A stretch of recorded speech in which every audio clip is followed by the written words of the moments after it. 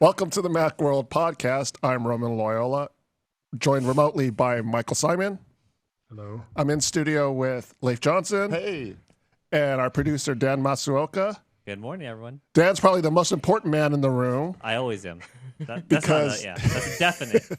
In every room he's in. In every room he's in, mostly because he's monitoring your comments and questions for today's show. So please let us know what your comments or questions are. Dan will chime in when he sees them on Twitter or on YouTube. For today's topics, we're going to talk about a Bloomberg story about Apple possibly using its own ARM processors and Macs. Ooh.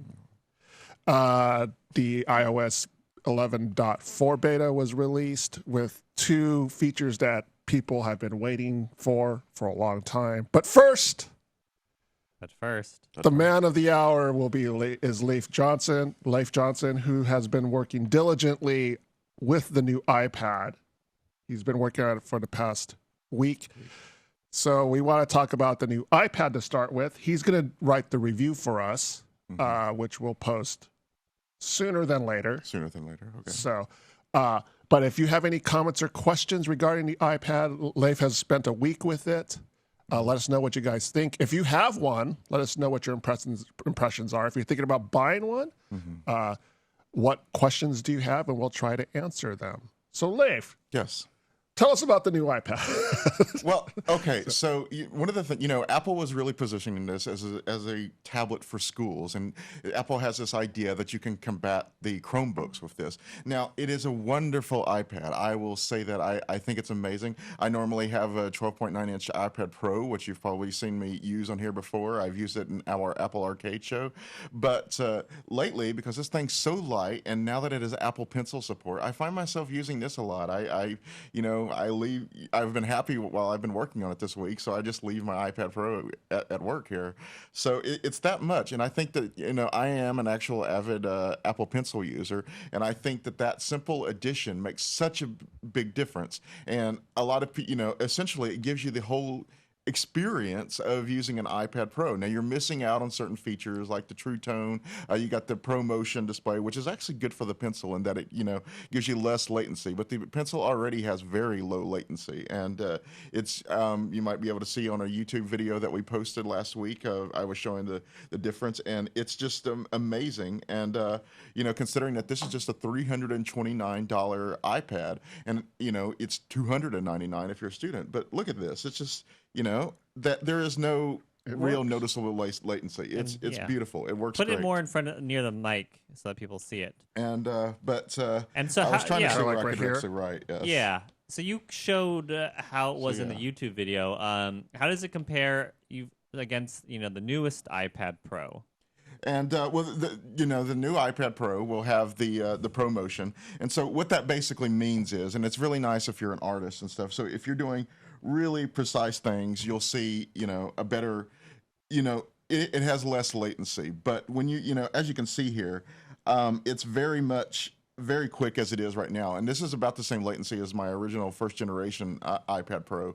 So it's already matches very much like what writing like with a regular pen or a pencil is. The way I've described it before in a YouTube post is it's kind of like using a Kuretake Furikochi brush pen with a hard tip, not quite like using like a Pilot precise rolling ball or something. It's not quite like that, but it's still very nice. It's not like let's say a pencil or something like that, but it comes very close. And I would say, especially with the pressure sensitivity, the tilt sensitivity, it comes a lot closer than any kind of stylus out in the market. And as I've said in a previous, I believe it was a previous podcast, when people sell it a stylus, I think that's not really doing it justice. It is the Apple Pencil, but that's why, is because it feels, the weight is very nice and it does that. So, and Alf, real quick, on Twitter is asking, the non-laminated display, does it feel different when you're pressing on it? Now, see, here's the thing.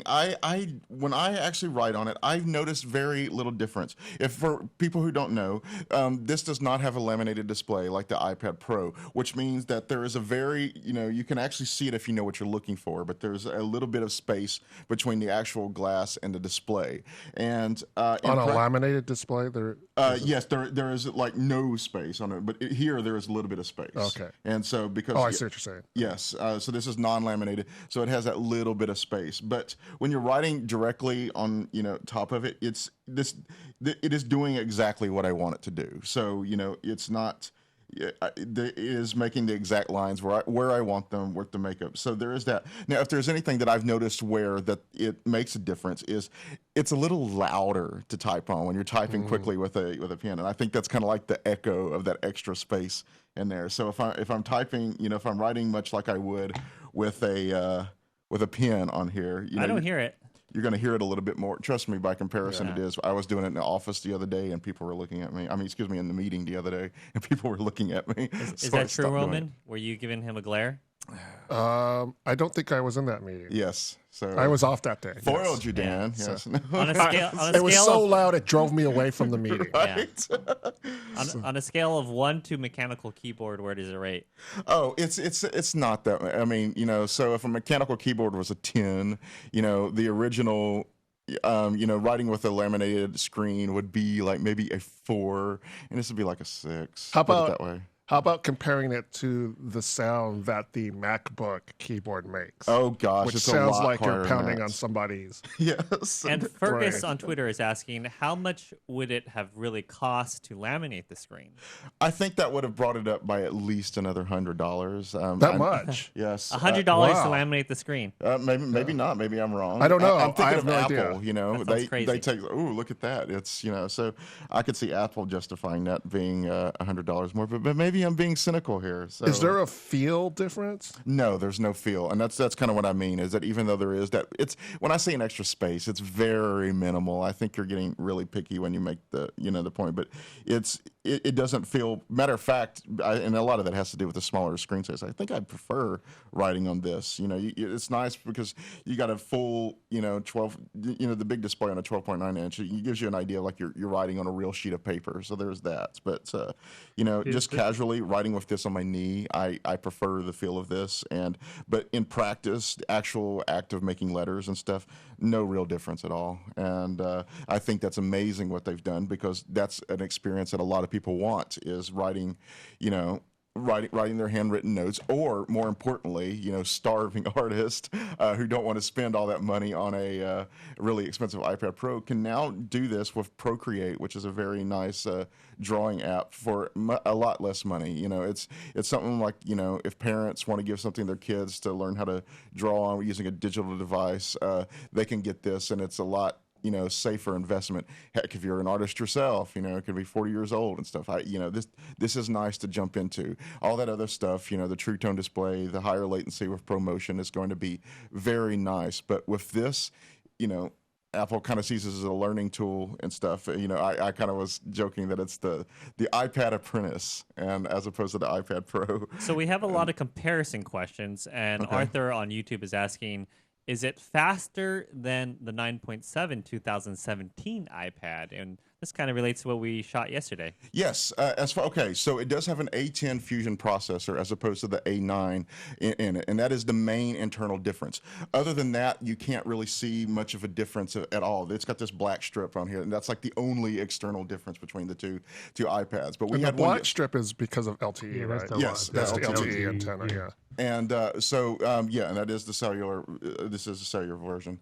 So it was, and it's funny because I have Verizon and I actually couldn't use it. So, but it was, but the main. So it is basically the same exact iPad. Speed-wise. Yes. No. Well, I mean, for his physical stuff, but when you go into the processor, you are actually getting better performance and stuff. So I showed that yesterday in our Apple Arcade gaming show.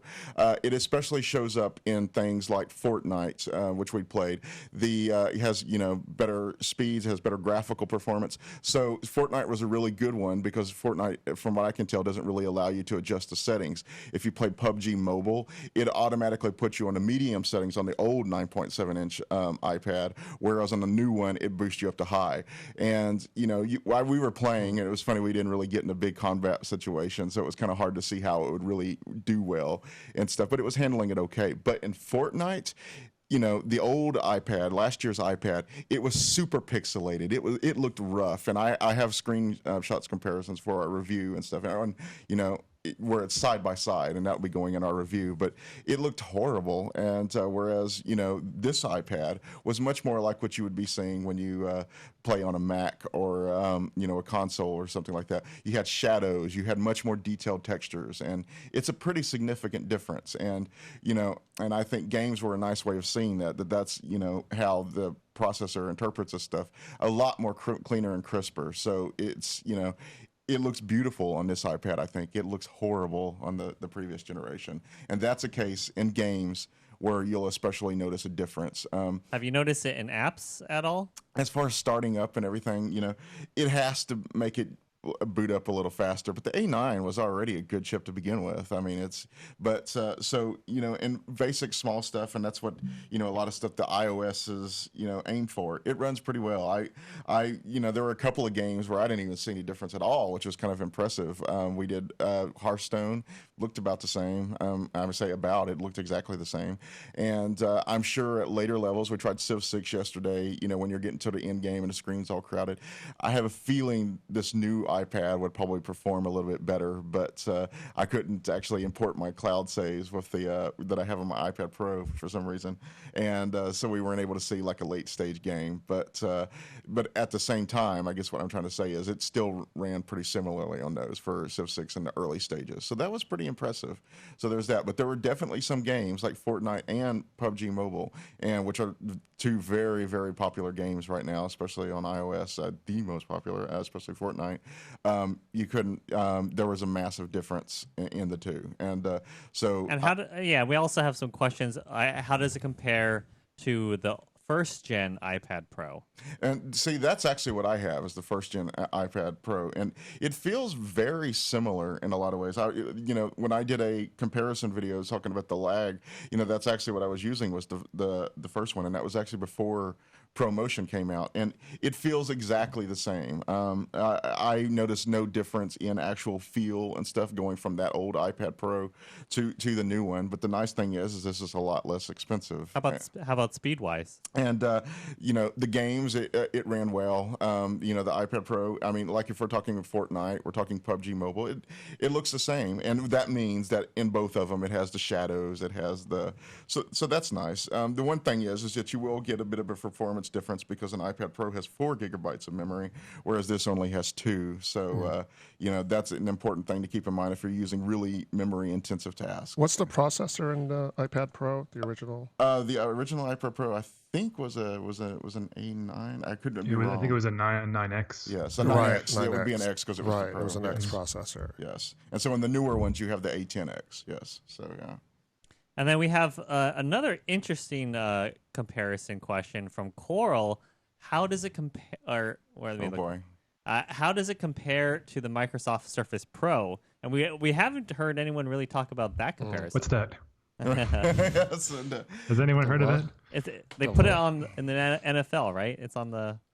Right, it's the thing that all the football teams use that like to throw down in frustration. It's interesting. I do know we have someone in the office here, and before we go live and stuff, I will definitely try to make that comparison and use that one and see if we can make that one. At the point, I will admit that I don't know. I was chiefly comparing it to the existing iPads, so that is an important one, and I will get on that. Yeah, we could do a separate. Yes. Look at that. Yeah. The Surface is more comparable to the iPad Pro. It's a big price difference between this and a Surface Pro. And and that is especially one of the things you get. Again, you have to remember this is not a Pro, but it brings a lot of the experience of using a Pro to a smaller, more affordable device. Because before you had to shell out all that money, at least minimum of $599 for the 9.7-inch iPad Pro to get that experience. But this is $329. You can bring it to schools. It has the same split view multitasking. Got the pencil support. Things like Procreate, games, they all run beautifully. And that's an improvement over last year. And even in our review last year, they were like, we were saying that you could probably skip the Pro if you wanted, but this one is a big step up. Even though it is almost basically identical, that A10 processor does make a difference that I've seen, and of course adding the Apple Pencil at its where you can make handwritten notes. It's also nice for highlighting things, which will make it really good in schools. and making little marginal notes and drawing, of course, which is, you know, what it was always aimed at to begin with. I think all of those are, you know, it's basically, this is the type of iPad that makes you happy that you waited to upgrade. If you have been a person, you know, who has like a iPad Air 2 or earlier, this is, you know, this is a good one to upgrade to if you don't want to spend all that money on a Pro. So, yeah. All right. I have a question, Leif. Do you miss the keyboard? The smart keyboard, if you will. Well, see, okay, so Apple really wants this to go in schools, and I think that is a flaw against it. And it is actually one of the things I say is a con in there, because there is no smart keyboard attachment.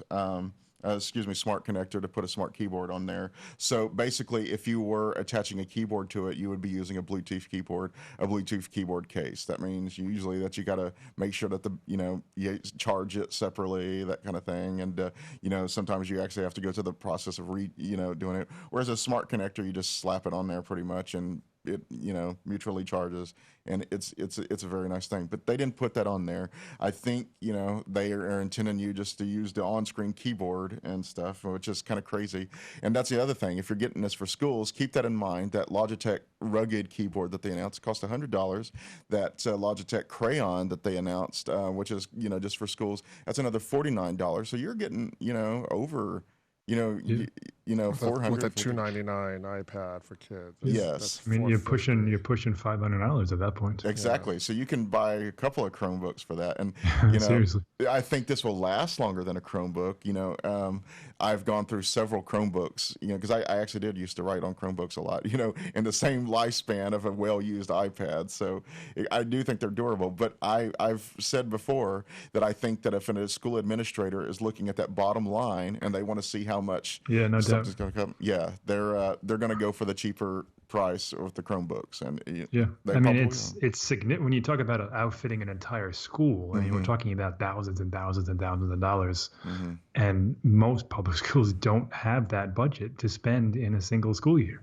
And that too, there's no port to stick a mouse on here. And the pencil doesn't attach. I mean, there's a lot of pros for Chromebooks if you're on a tight budget and you're in school. But I think for students, parents buying for younger students, I mean, if you want a tablet, the iPad is probably the 9.7 inch is probably the best one to get. Yes. Now, I will say, as far as the screen keyboard, I actually, you can see, I usually use an iPad like this, and when I write on them, I often use the display keyboard, and mainly because I like this thing to take up as little room in my bag as it can. And I'm used to writing on the 12.9 inch keyboard, which is actually a very pleasant display writing experience. It feels very comfortable. I like it too. Yeah, to writing on a MacBook Pro or something like that. But I was surprised when I was typing on the show yesterday. I was surprised I was making zero mistakes. So that tells you how easily I, adapted to using the on-screen keyboard, and I think that's pretty impressive. So, but yeah. Yeah, the smart connector is probably going to be a differentiating feature between the regular iPads and the Pros. Yes, definitely. So we'll probably never see a smart connector on a non-Pro tablet.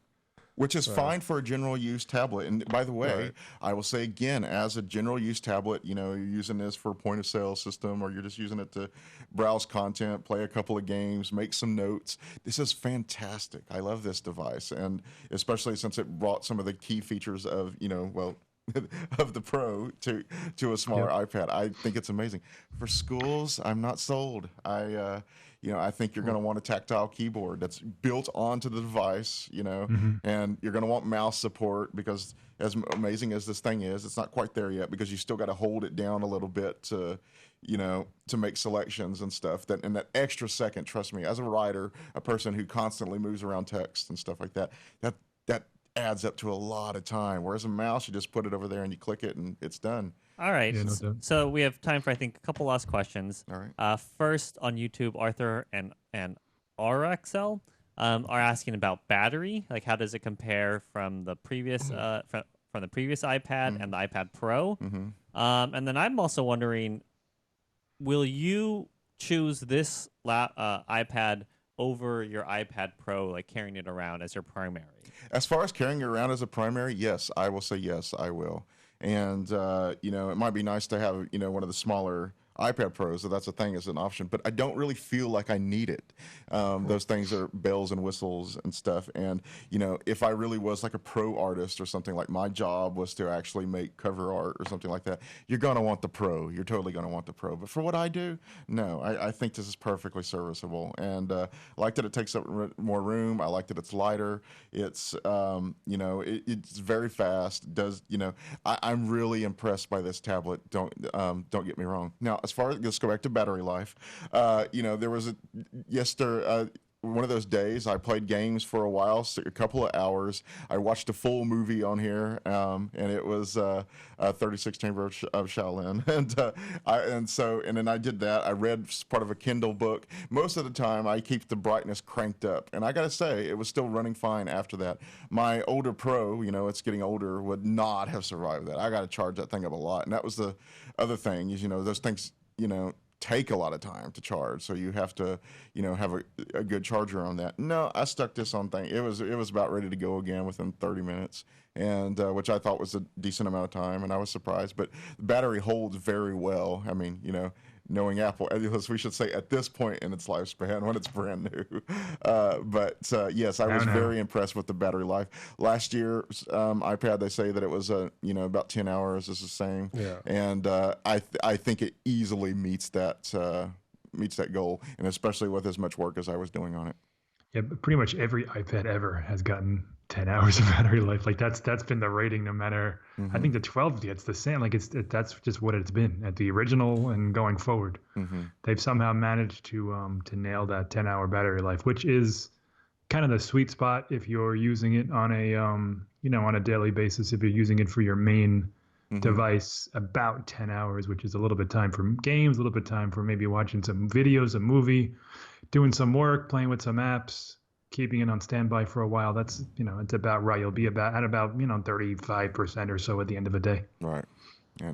I kind of get this feeling like I constantly have to recharge the battery on my iPad Pro and stuff like that. I mean, it's like I'd use it for a while, time to stick it back on the charger. I didn't feel like that with this. I felt like it was okay, I've been using it for a while, but it doesn't need a charge and stuff. So that's, I think, is a significant difference. I do feel like I have to charge my Pro more. So yeah. Cool. So as you can tell, Leif has a lot of thoughts about the iPad. He's working on a review for us that we'll post soon. Yeah, how many words is in that review? About 1,500 currently. So look for that review. If you have any more comments or questions, please let us know on Twitter or on YouTube, and we'll take a look and maybe address those in the review itself. So look out for that review in the near future. So, but we're moving right along. So there was a report by Mark Gurman over at Bloomberg, trusty old Mark Gurman, and he's not that old actually. No, he's pretty young. He's actually quite young. Is he younger than you? That would be funny. He's very young. He's very young. Yeah, he's like 22 years old. Yeah, seriously, he's really he's young. Yeah. He actually started, I think, in high school. Yeah, he was a teenager. Yeah. But he had a report earlier this week that Apple is working on doing its own processors for Macs. Now, they've been doing their own processors for the iPad and stuff, but they're going to they've set their sights on now the Macintosh and outfitting the Macintosh with ARM processors. And it's just kind of a huge deal because it's, even though Apple sells more iPads and iPhones that use Apple processors than they do Macs, it's their computers. I don't know what's the word I'm looking for. They do more. I don't know if that's not necessarily right, but the idea that they are workhorse, they're workstation kind of. They're more demanding, certainly. Yeah, than as iPad. opposed to they are unequivocally work devices. Yeah, Yes, so. They're more demanding devices. So the idea that they can make an ARM processor that'll be able to handle workstation-like processors. I'm using the terminology wrong, but I think I'm trying to convey the idea of what I'm trying to say. Because I didn't have my coffee. But yeah, so it's kind of a big deal. So we did a poll yesterday. The poll, I actually was able to finally get the results up if anyone was watching this before the show. So, and we asked, if Apple is making its own chips, what are your concerns that you have? Which I know it's kind of a weird question. I'll get to why it's weird to begin at the end. But we asked, what are your main worries? And 24% of you said that performance was your main issue. 21% said app compatibility. 33% said cost. And 22% said Windows Linux operability. Interesting. So cost, I guess, meaning they're hoping that it's not too expensive, which I think one of the main reasons why Apple wants to do this is to bring down cost. Mm-hmm. So, or make more money. Right. To cutting out the middleman, cutting out Intel. Right. Yeah, right. Yeah.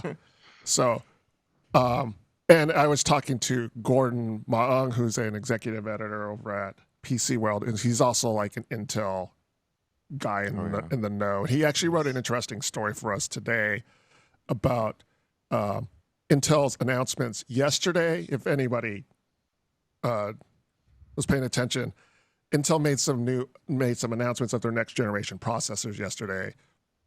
And when that happens, Gordon usually comes to my desk and we start to talk about what could happen, what processors could find their way into the MacBook and stuff.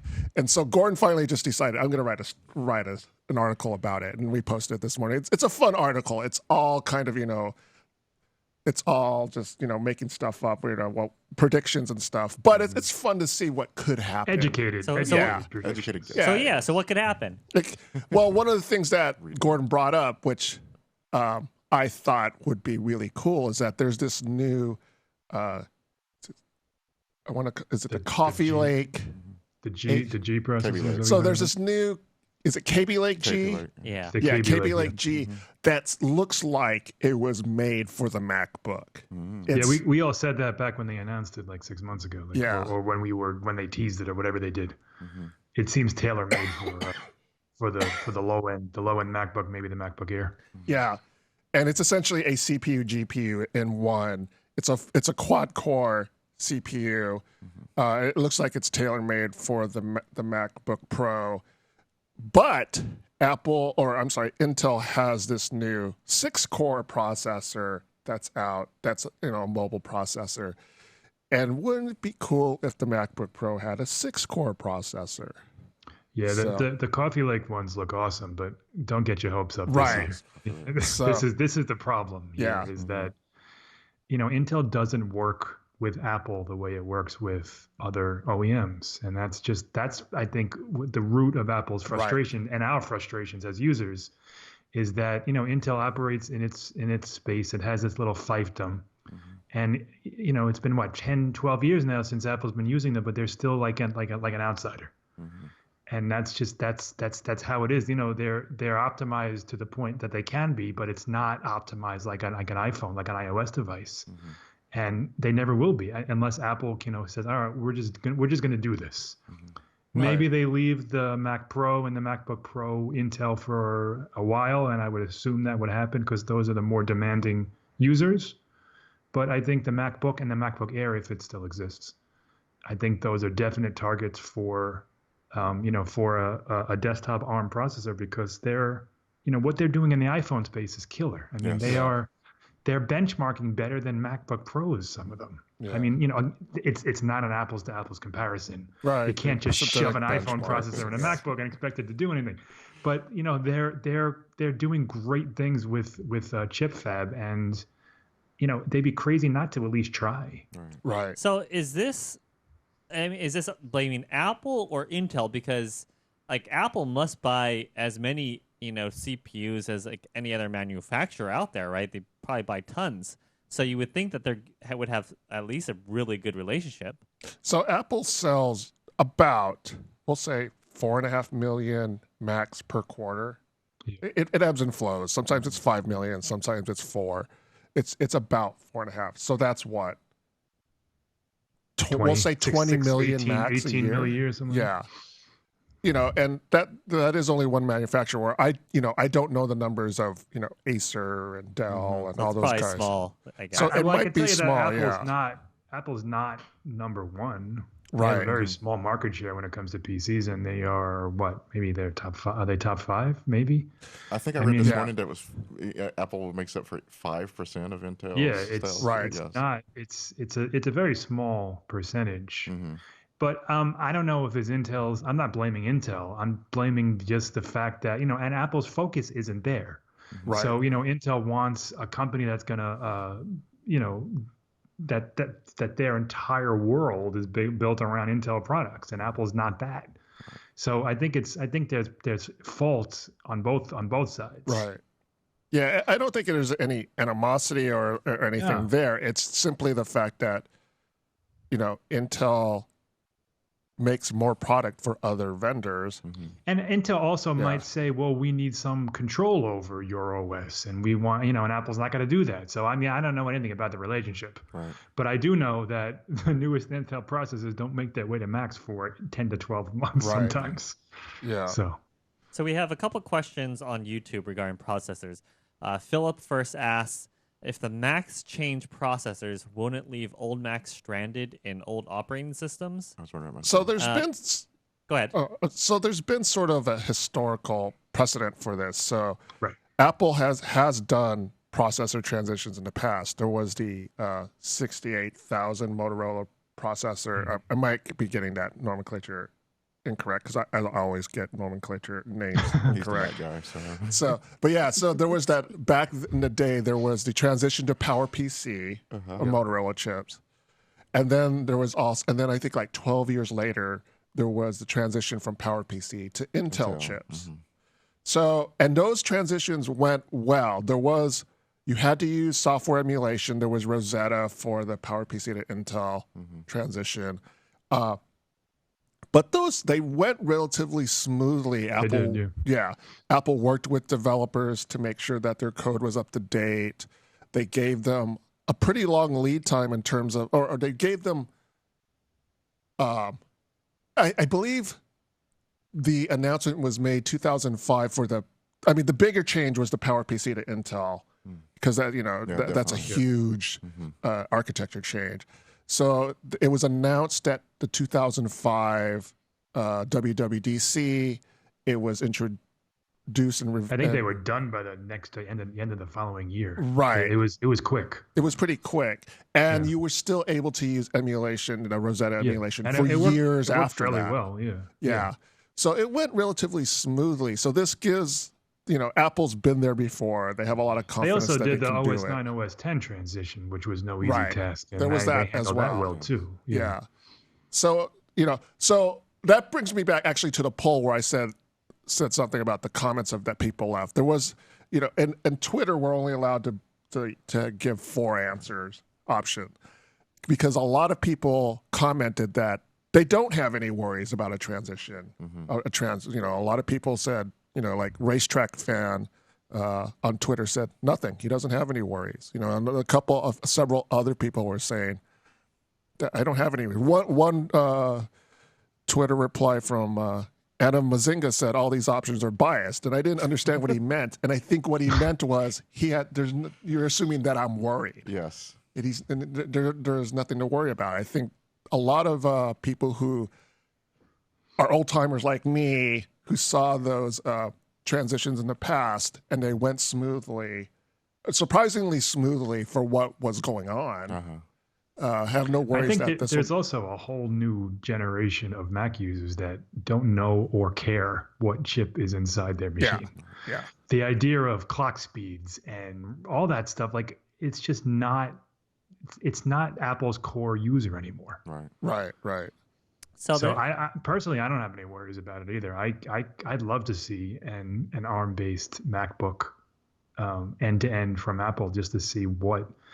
The most exciting part to me is the integration with iOS. I mean, it's there now on the Mac with continuity and handoff, but if it was just a seamless pick up where you left off experience, I mean, that'd be awesome.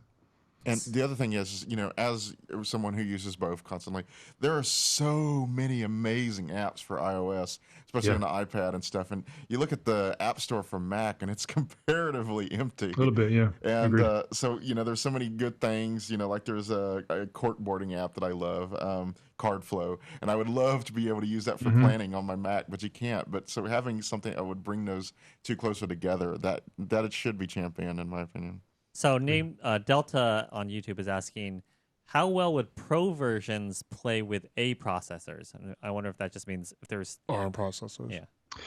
Yeah, that's where the transition part comes in, where Apple would need to obviously rewrite all of its own applications, and as with developers, and they would have to work with Adobe and people like this to make sure the apps are up to speed. But they've done this. They did it with Intel. They did it with OS 10, and they really do it every year. The developers have to make tiny tweaks in here and there. So Apple Mac developers are used to kind of these major movements every decade or so.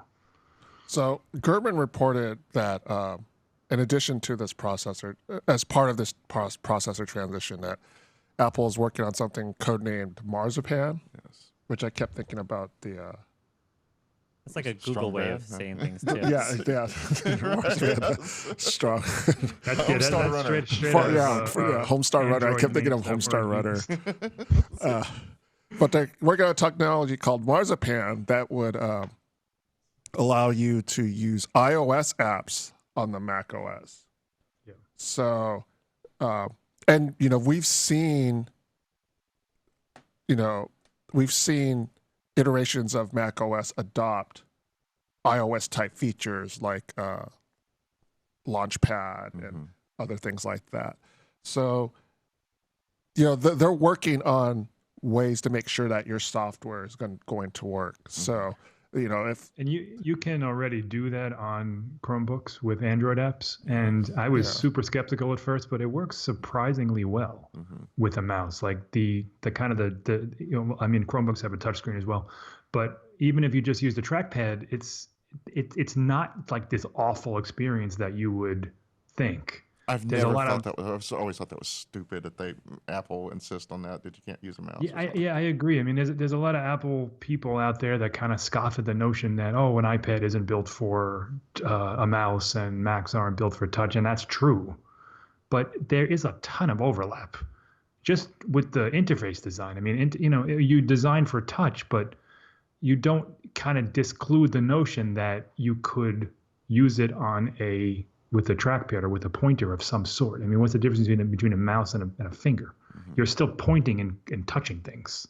So, and the fact that this improves the experience. Also true. Yeah. So you have that, and here's proving that I can use a device, and it actually yields a better experience sometimes for interacting with stuff. So why not add a mouse too? But yeah. And two people brought this up on Twitter.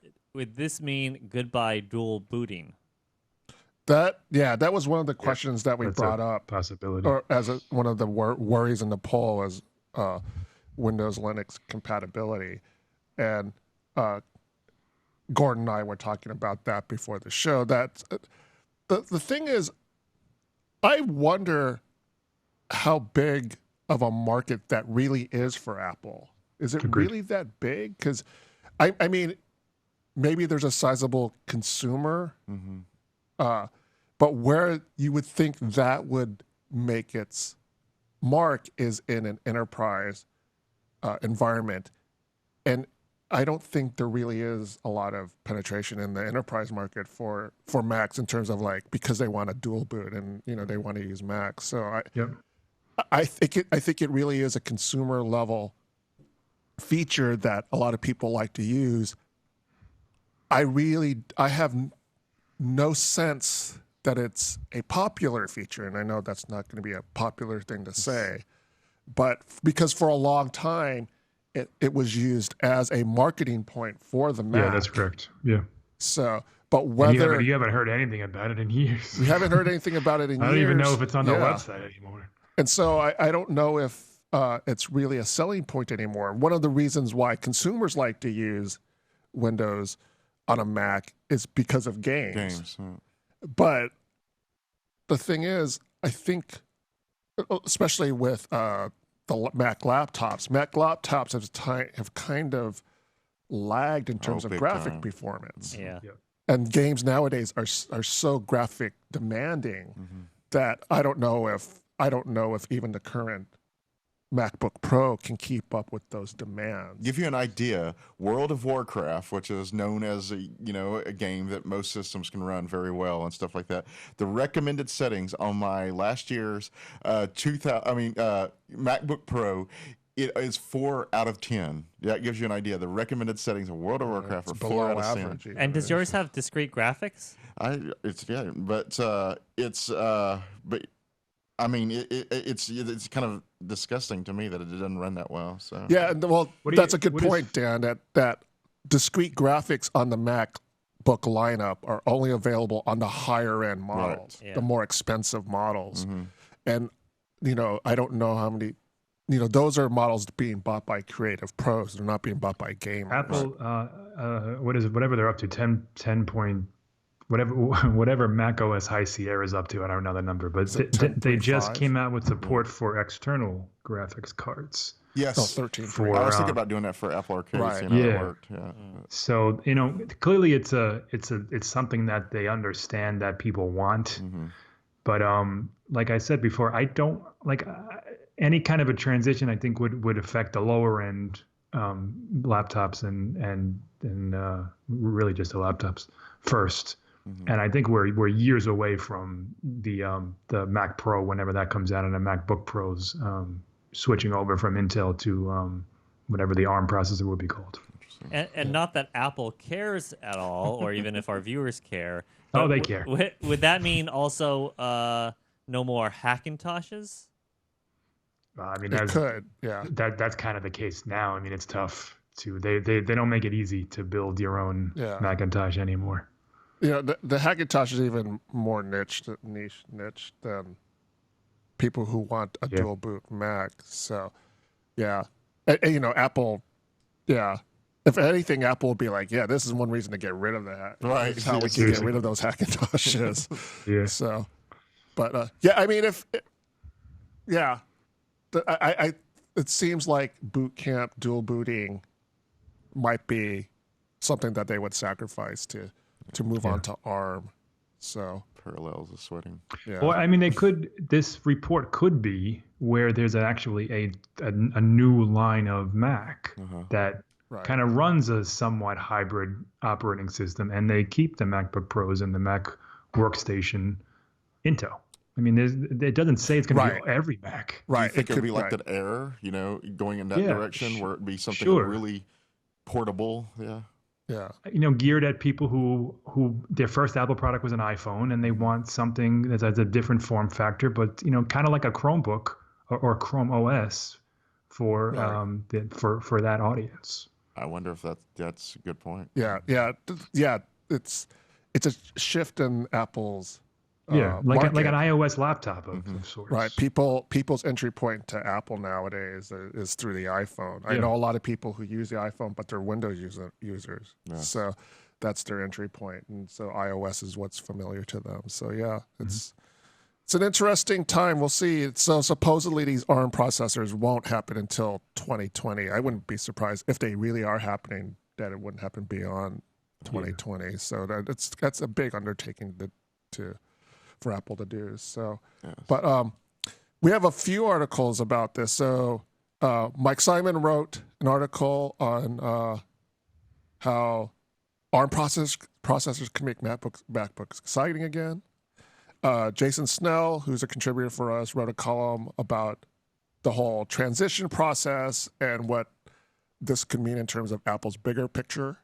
And then, as we were talking earlier about more current news, more actual news of the Intel announcements that were made yesterday, Gordon Ma-Ung wrote an article, as I mentioned before, about what we would like to see happen in terms of the new Intel processors that were released, what we'd like to see, but what will probably really happen. So check out our website. We'll put links in the show notes for these articles. And if you guys have any comments or questions, please let us know. So, But moving on to our final topic, it's the iOS 11.4 beta, which was released. I believe it was released to the public too, was it not? It was, yeah. Yesterday.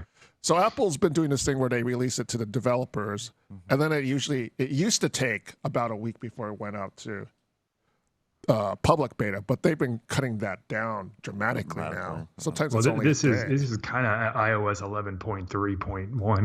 Right. let's be real here. Yes. So it has a few new features, which may not sound like new features. One of them is messages in iCloud. Yes. So I'm convinced that's going to be a feature in every beta going And then they pull it forward. out. Yes. and then the other feature is AirPlay 2. So Another one that we've seen and lost and seen and lost. And Yeah. Blah, blah, blah, blah, blah, blah, blah. So messages in iCloud, I think, is the one feature that everybody's kind of been aching for.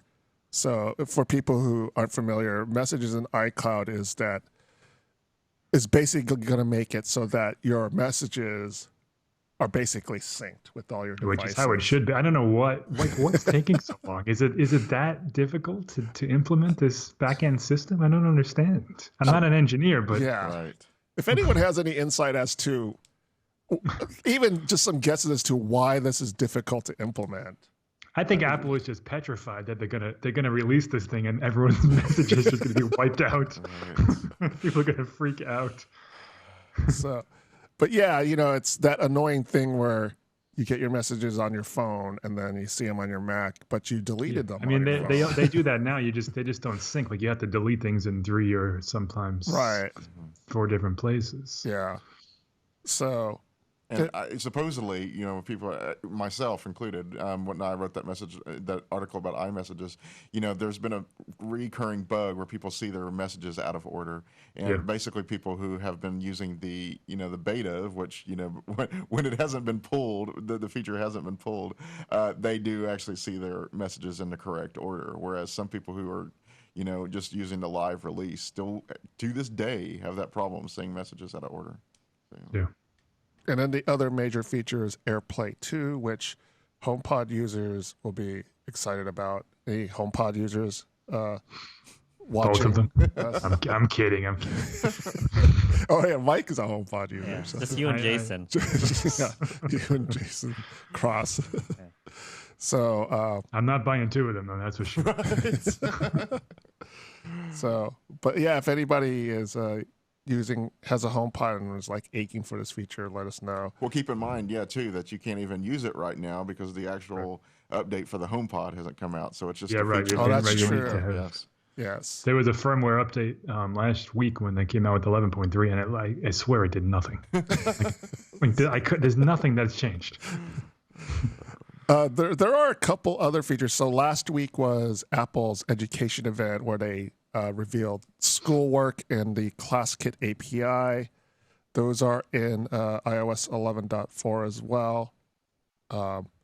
So we'll see when this gets released. I mean, there's still a few beta cycles to go through.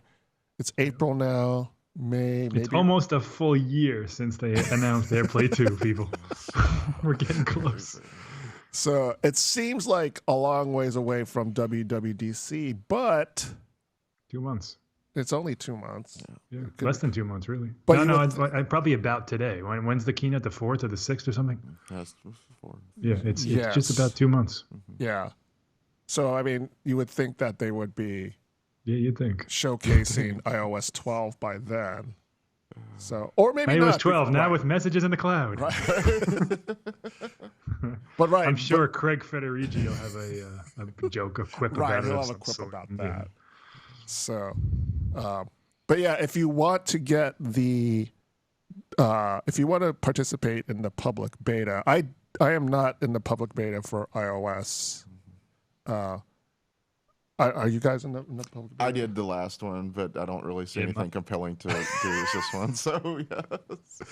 AirPlay 2. I haven't signed. I mean, I haven't downloaded 11.4 yet, but yeah, I'm in the beta as well. I have a phone that's strictly for this type of stuff.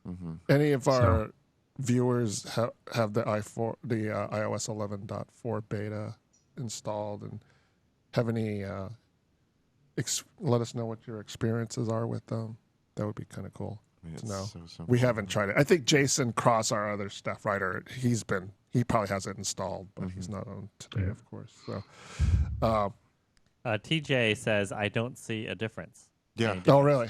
Okay. That's why I didn't install it, because I didn't see anything that would actually affect my day. Yeah, well, it's just the two features that they had in 11.3 that they took Exactly. away when they released the final version. Yes. Now they're back. Yeah. So, but we have an article about the 11.4 beta on our website. It has a link to the beta program if you're interested in joining and trying it out. Remember, it is beta, so it's not. Could break your phone. It could cause problems with your phone. So you have been warned. But if you like to live on the bleeding edge, not just the cutting edge, but you like to taste a little blood while you're at it. So Hyman, I think, or Jaimin says same, no difference. But Alf says they have the beta and the new business messaging is cool. Oh, right, Well, yeah. that's in Business chat. 11.3. That was released on time. Mm. In the non-beta version, the full release of 11.3, that's in the business, whatever it's called, business chat or something. Business chat. That's available. So 11.4, it's in 11.42, but it's a feature in 11.3. Okay, Yeah, got it. I have not chatted with the business yet. Yes, I have not either. That's why I don't have it at top of mind. So, also, I just saw that the Safari technology preview, a new version of it has been released. So this is a sort of a beta program for Safari.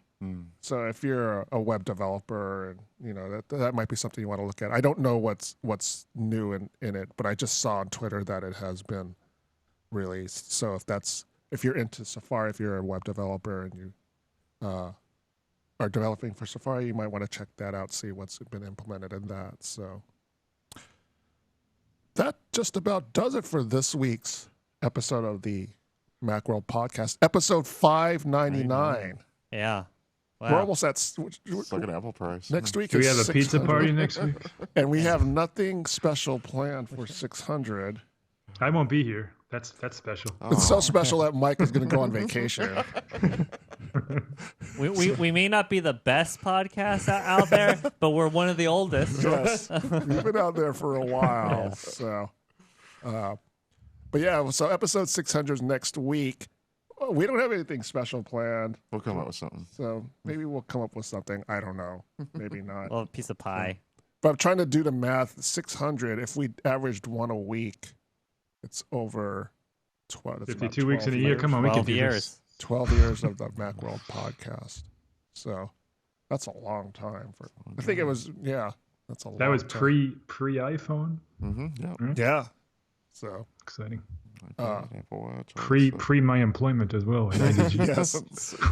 And if you've been here forever for all 599 episodes, let me know, because you deserve like a special award or something for that. So, but anyways, next week. Join us next week as we'll talk about. Next week we'll be here. Yeah. Next week we'll be here. I Great don't way know to what the sell it. topics Great way are. to sell it. Yes, that's a good way to sell it. I was going to say what the topics are, and then I just realized we don't know. We're going to what have the topics highlights are. from all 600 shows. Yes. We're gonna have, we'll do that thing where we'll do 1 second highlights from every show. I'm not going back and watching all 598 episodes to grab clips. Well, I think it was only this year where we started doing video. That is true. So all the rest are audio podcasts. Yeah. So Alf says they've been here since 498. wow. Wow, that's crazy. Or it's either that or they've seen 498 of them. Either way, Either Yeah. way. that's pretty impressive. good. So Macworld. My condolences. yes. So congratulations, and we're sorry. Oh, it's not that bad. I know. It's a joke. I'm not trying not to take myself too seriously here. So, but anyways, join us next week as we'll talk about the latest Apple topics and issues. For Mike Simon, Thanks, Mike. Leif Johnson, So, Dan Masuoka. That's Thank me. you very much. And Mark says he's been a Macworld participant since the beginning. Wow. Awesome. Mark Paul Cordero. Very, Good job, very Mark. cool. Does he have the very first issue with Steve Jobs on the cover? Well, we'll find that out later. So Good question. Tweet a photo of you with that know. issue. yeah, That'd be pretty cool. amazing. So thank you very much. We seriously appreciate your dedication and and joining us for the podcast. That's really cool. So. Yes. But anyways, join us next week for the next episode of the Macworld podcast. Thank you for joining us. See you next week.